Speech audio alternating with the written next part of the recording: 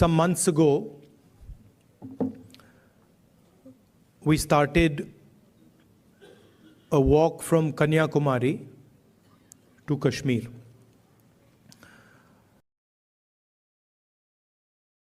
Prior to walking, we were finding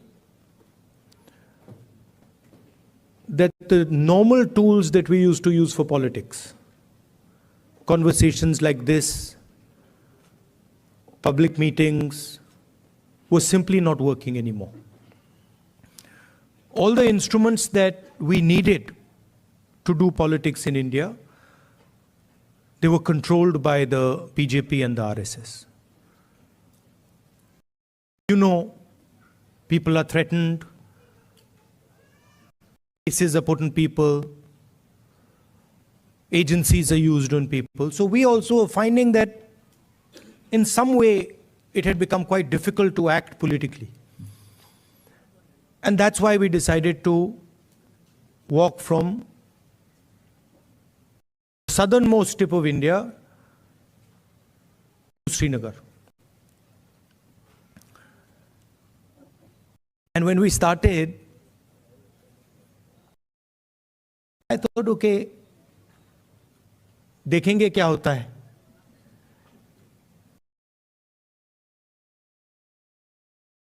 After 5 or 6 days, we realized that actually walking 4,000 kilometers is not an easy thing. You know, and I had an old knee injury that started to act up. So I said, now I'm in real trouble because there's no choice. One has to walk and I'm having quite a lot of pain. And then quite a surprising thing happened.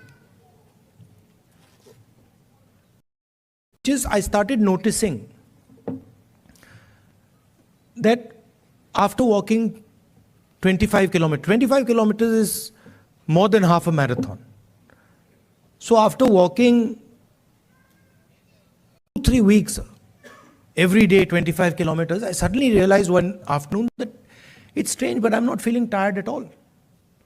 I get up in the morning, 6 o'clock we used to start, and we used to end walking at about 7:38 in the evening, and I was like, this is very strange, I'm not feeling tired at all, what is this? And then I started asking people around that, bhai, ye ho kya raha hai? Aapko thakaan ho rahi hai? Everybody is saying to me, thakaan to nahi ho rahi. It's very strange, we're not feeling tired. So I started to think about it, and I realized that actually what was going on was that it was not us that was walking. It was India that was walking with us. Right? And the large mass of people who are coming, all religions, all communities, everybody, kids, they were creating an atmosphere of love and affection where nobody was feeling tired. Almost as if everybody was walking together. सब जुड़ के चल रहे थे और उसमें किसी को थकान नहीं हो रही थी, एक दूसरे की मदद हो रही थी. And that's where we came up with the idea.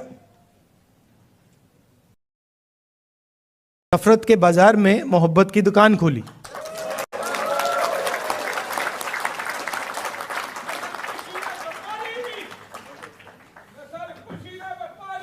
Welcome welcome.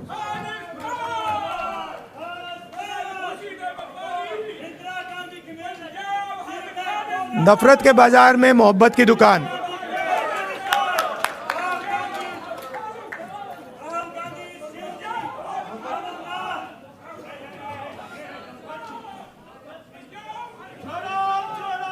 Bharat जोड़ो.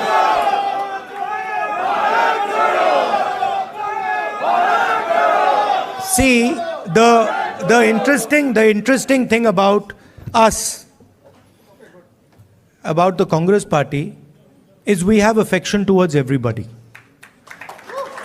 If someone wants to come and say something, regardless of what they are saying, We're happy to listen to it. We're not going to get angry. We're not going to get aggressive. We'll nicely listen to it. In fact, we'll be affectionate to them. We'll be loving to them. Because that's our nature.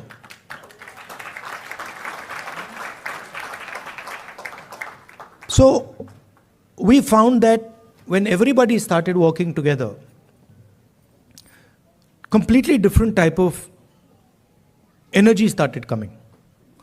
And I noticed that the government tried everything. मतलब जो भी उनमें ताकत थी, उन्होंने यात्रा को रोकने में लगा दी. टीवी से उतार दिया, पुलिस को यूज किया, मगर कुछ काम नहीं कर रहा था.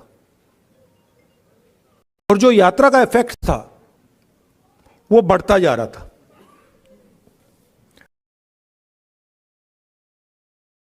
क्यों हुआ? क्योंकि आप सबने हमारी मदद की. सिर्फ not only in India, Bharat Jodo is a idea that is in all your hearts. And it is about respecting each other and being affectionate to each other. It is about not being violent towards each other, not being arrogant. I can see my Sikh brothers here. Your Guru Nanak Ji, his entire life was about this only. That be humble, right? Be humble, be affectionate. And we walk nothing compared to Guru Nanak Ji. I read somewhere that Guru Nanak Ji had gone all the way to Mecca, Saudi Arabia. He had gone to Thailand. He had gone to Sri Lanka. So these giants were doing Bharat Jodo much before we were born. Right?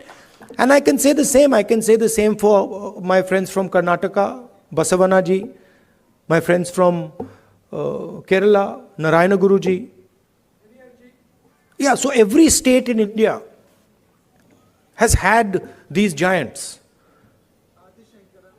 Adi Shankaracharya, everywhere. I mean, and every single one of them said, listen to each other, be respectful, not just of your own religion, not just of your own language, not just of your own culture.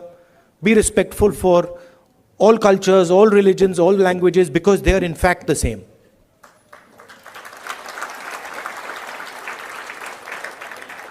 And the assault that is taking place in India, it's taking place on our way of life.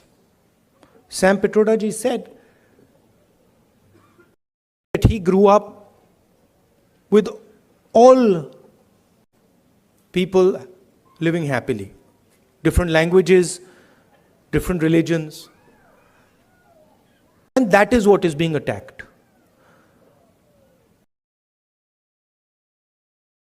Also, the tradition in India, and again something leaders like Guru Nanak Ji, Basavana Ji, Gandhi Ji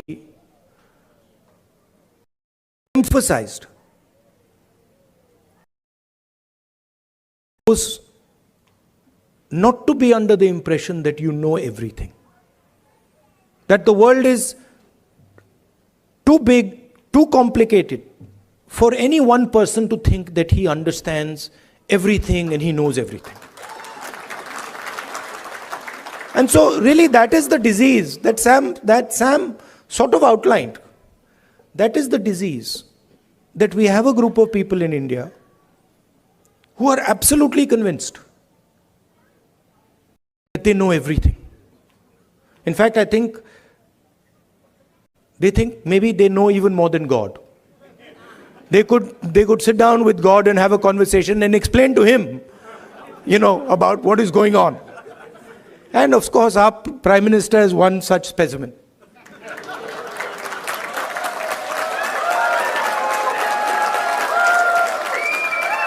I think I think if you sat Modiji down next to God, Modiji would start explaining to God how the universe works. Right?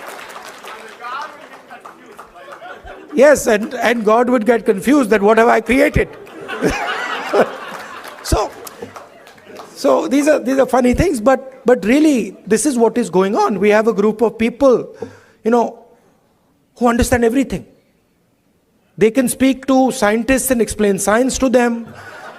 They can, speak to historians and explain history to them. They can explain, warfare to the army, flying to the Air Force, whatever they want they can, And at the heart of it is mediocrity. That they actually don't understand anything. Because in life, you cannot understand anything if you're not ready to listen. There's something, the biggest lesson I learned from Bharat Jodo Yatra, that there is something to learn from everybody. We are much older than those children. But I can guarantee you, they can teach us all how to sing. I was looking at them and I was saying, I can't sing like that. It's impossible. So, when you look at another person, you have to appreciate that they have an experience, they have a life, they've seen things, and maybe you can learn a lot from them. Maybe if you open your ears, you can listen to them and learn from them.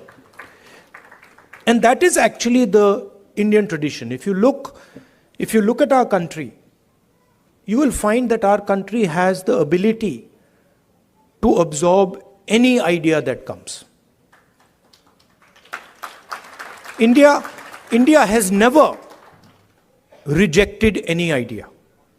Everybody who has come to India has been received with open arms, and their ideas have been absorbed in India. And that is the India that we like. India that respects the rest of the world, India that is humble, India that listens, India that is affectionate. And that is the India that you represent. You would not be here if you did not agree with these values. You would, if you believed in anger, hatred, arrogance, you'd be sitting in a BJP meeting.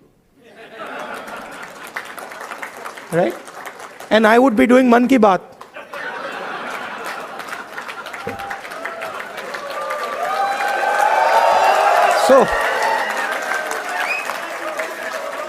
So thank you very much for holding up the Indian flag in America, showing the American people what it means to be Indian, respecting them, respecting their culture, learning from them, and also allowing them to learn from you. You make us all proud. When we think of our country, you're all our ambassadors. When America says Indian people are extremely intelligent, Indian people are masters of IT, Indian people are respectful, all these ideas that have come, they've come because of you and because of your actions and your behaviors. So I thank you very much for that.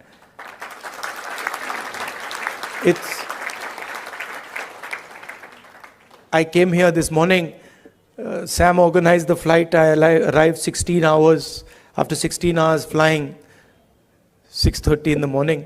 I thought I'd be tired, but I'm not tired at all because of the energy that you have given me. Thank you.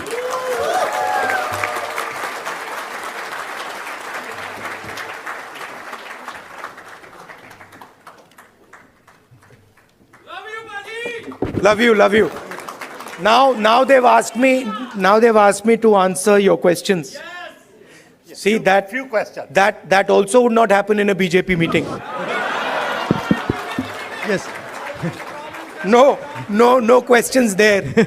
Okay. Only answers. Thank you. Yeah. Thanks, everyone.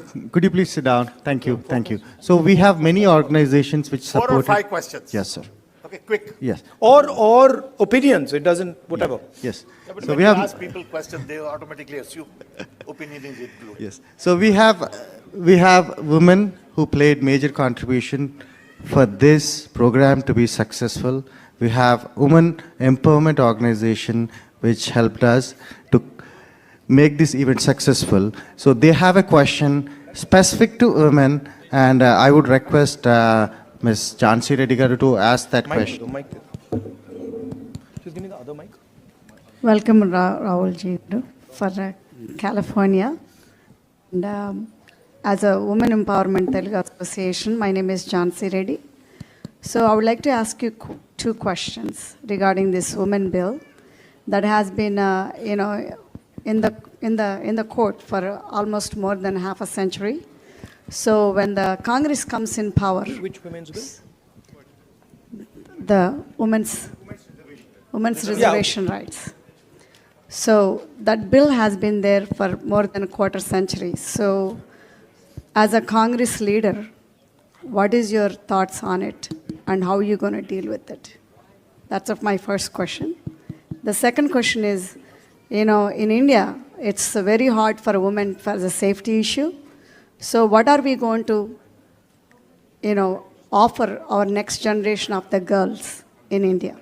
Thank you. So on the women's reservation bill, we are committed to that. We wanted to pass it in the last government, but some of our allies were not too happy with it, and they didn't give us the support for that bill. But I'm confident when we come to power, we'll pass that bill.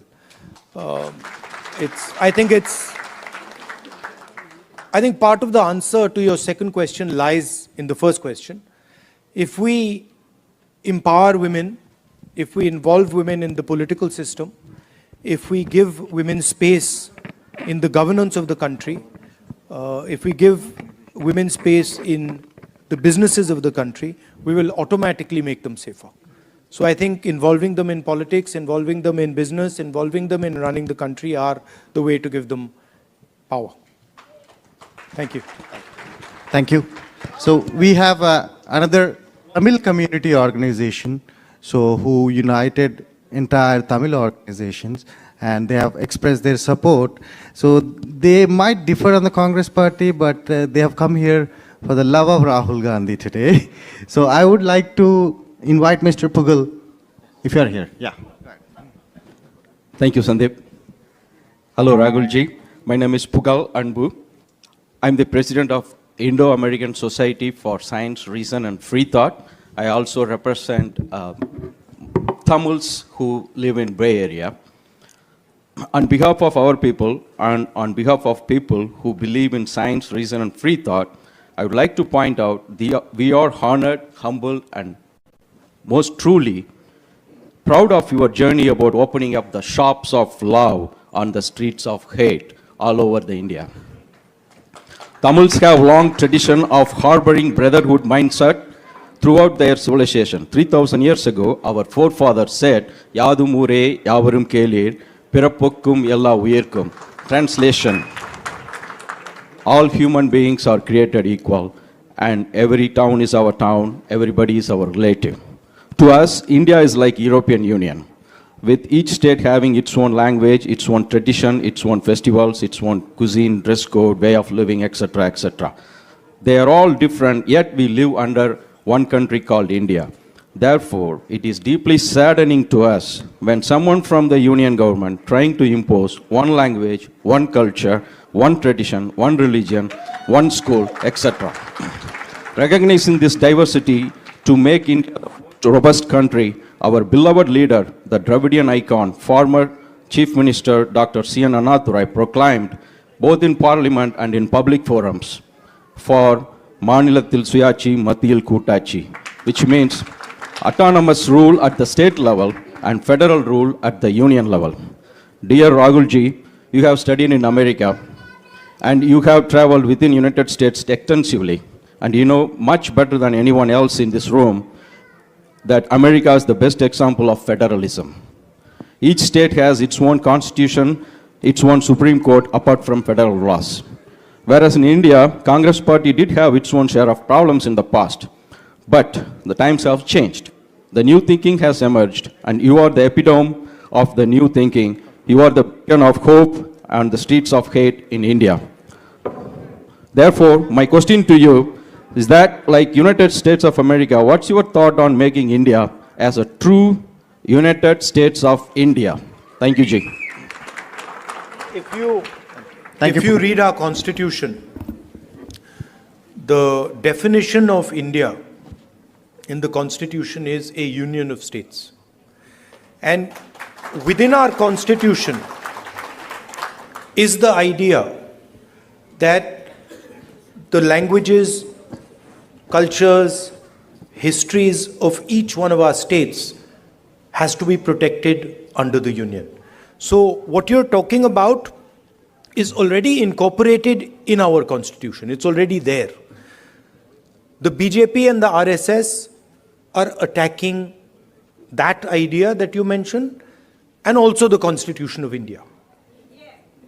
That's the fact. Now, for me personally,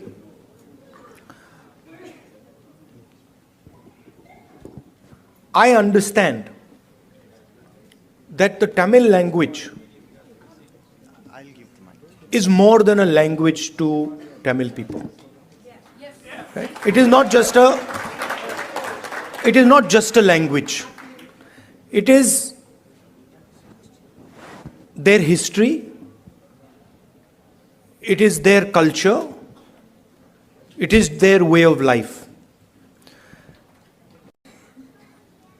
And I will never ever allow Tamil language to be threatened. Right? Because for me, threatening the Tamil language is to threaten the idea of India. Just like threatening Bengali or threatening Kannada or threatening Hindi or threatening Punjabi are all attacks on India. Right? So, our strength, unlike many other countries, our strength comes from our diversity. Our strength comes from accepting that we are all different, but we can work together.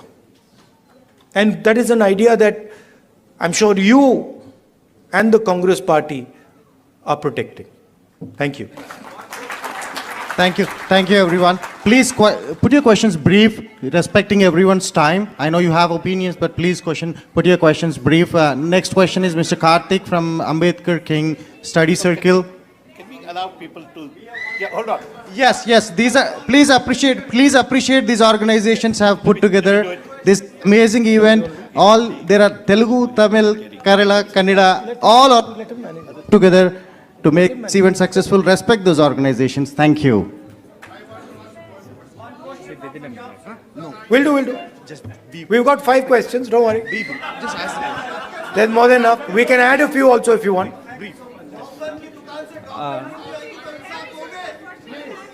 Hello Rahulji, I am Ganapati from the Ambedkar King Study Circle. First of all, welcome to San Francisco Bay Area. We wholeheartedly thank you for taking up the fight against the fascism. So this rise of fascism is not a mere coincidence.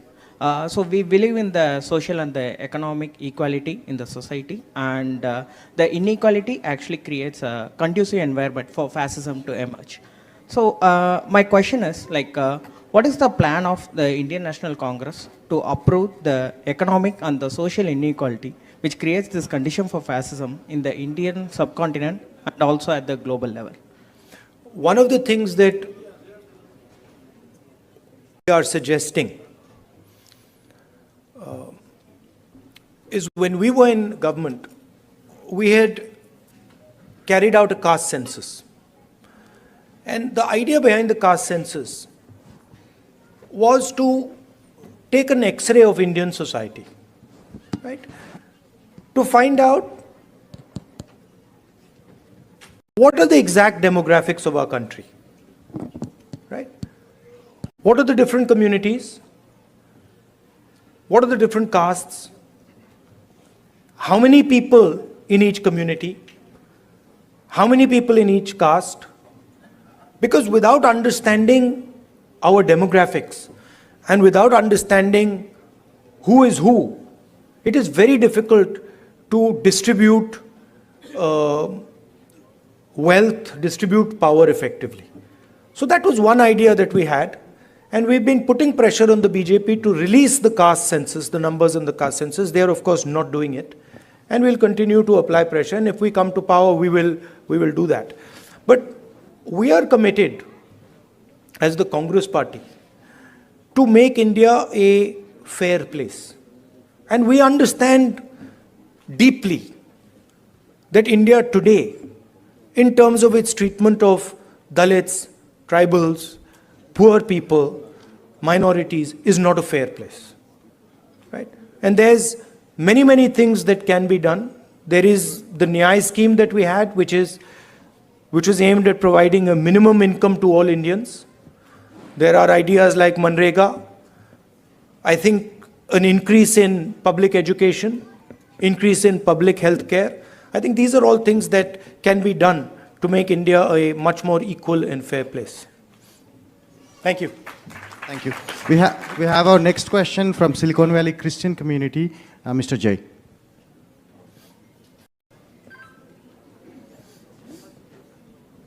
Rahulji, now the Parliament Lok Sabha seats are increasing to 888. What's your take on it? There's a proposal that Modiji is actually working on. It is going to entirely be based on population. It is going to tilt, the orientation towards the highly populous states, getting more and more lion share of the revenues and everything. So how is it going to change everything? Minorities are going to get even more depressed. Majorities are going to be, making everybody vulnerable. So what's your take on it?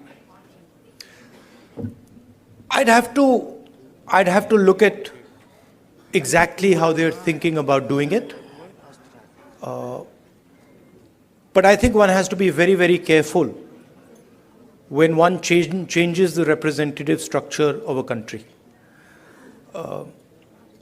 So I'd be quite interested in understanding exactly how they've come up with the number 800 and what are the criteria that they're using. These things should not be done flippantly. India is a conversation. India is a negotiation between its languages, between its people, between its histories and cultures, and that negotiation has to be fair. Meaning, all parts of India, all the states of India should feel that there is fairness in the process of negotiation. If I see exactly how they're coming up with 800 and what is the design, then I would be able to answer whether I agree with the number 800, but I haven't seen the way they're calculating it. It's kind of distracting everybody with that new parliament building opening and giving the sense. Yeah. It's distracting everybody.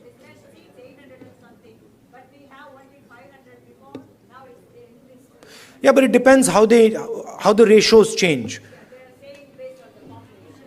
Yeah, it is currently based on the population, but you'll have to see how the ratios change.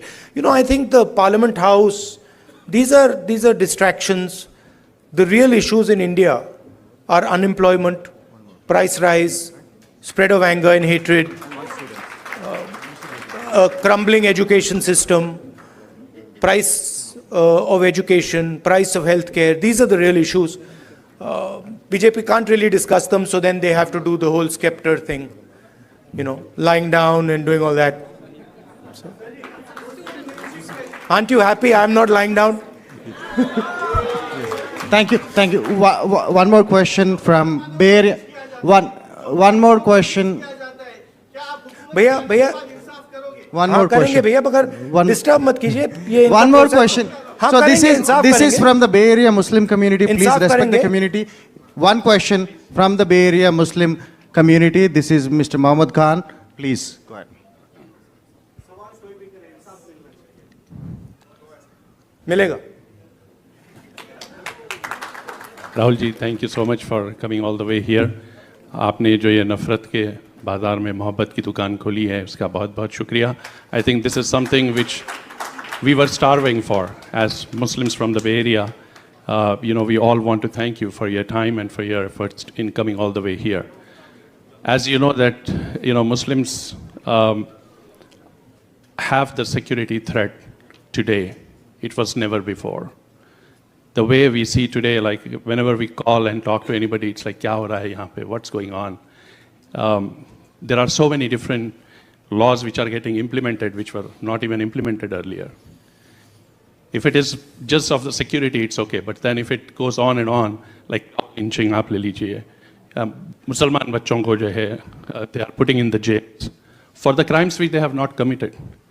What strategy will you adopt, or what hope are you giving to Indian Muslims, which is going to change the whole thing back to the point where we were and get back to the normal stream to develop India? The best way for me to explain that is the line,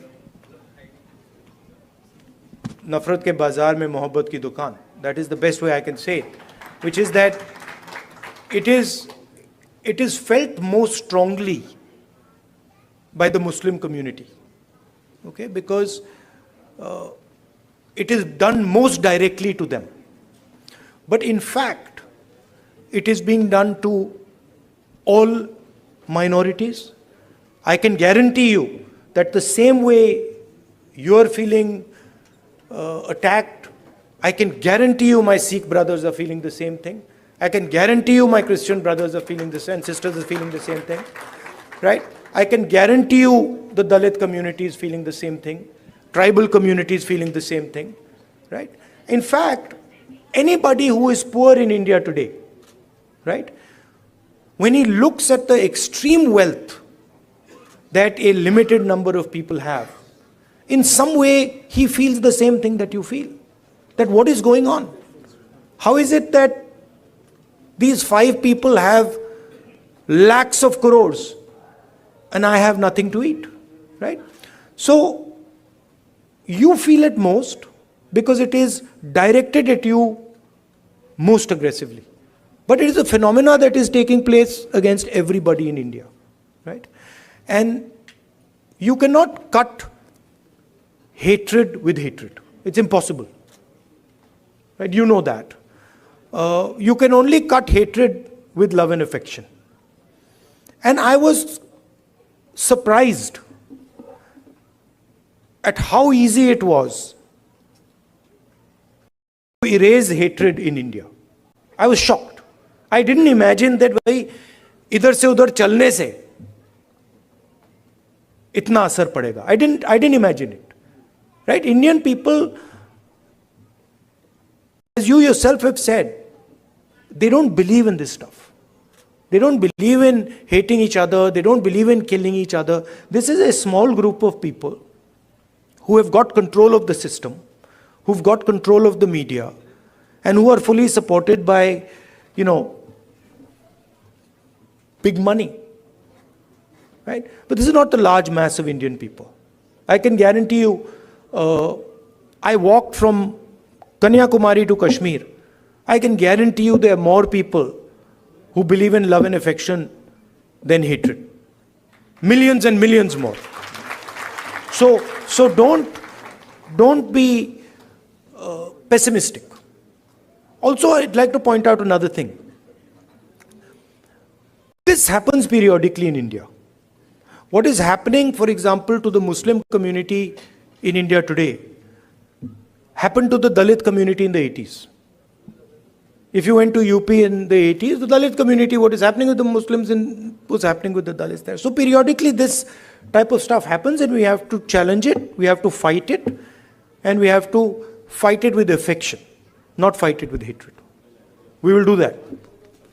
Thank you, Rahulji. And one last question from the most important community of entire world, that is students. So we have one interesting student from UC Berkeley who wants to, literally begging me to ask one last question. She promised that she would conclude it. Wait. One more question. Welcome, Rahul sir, and thank you so much for your win in Karnataka. You've made a lot of people very, very happy. We've literally cried tears of joy, so thank you. So my question for you would be, we have a lot of students who helped out here today. We really feel passionately for your cause, and which is our cause now. But what would you say to us? We want to go back to India. We want to represent our country, but we see how the athletes, the youth, the wrestlers in recent times are being treated. It's very undignified. We feel very discouraged. So what would you say to us to kind of bring the sense of wanting to go back out there for our country? Yeah, please realize that there's a huge distortion. India is not what the media shows. The media likes to show, a particular narrative. It likes to promote a particular narrative. That is actually not what is going on in India, right? It was very clear to me in the Yatra. It's in the media's interest to project these things. It helps the BJP, right? So don't think that everything you see in the media is the truth. And as a young person, your country needs you, right? And your skills and your energy will be very useful to your country. So if you feel like going back, do go back and help out. Thank you. Thank you, Rahulji. Thank you. And I picked up Rahulji somewhere in the morning, 8 o'clock. It's 8 o'clock. So please, 1 minute. So let me conclude it, right? He's a normal human being like us. He's not superhuman. He's a normal human being. Please, 1 minute. Let me thank the organization. So last question, I like the question, which is, what do I suggest that you do? Right? Yes. You are all ambassadors of a particular vision of our country. You believe in humility, you believe in respect, you believe in being affectionate to each other. So do not answer anger and hatred with love and affection. Show them that you're not like them. You should support the ideas that will defeat the BJP. Thank you very much.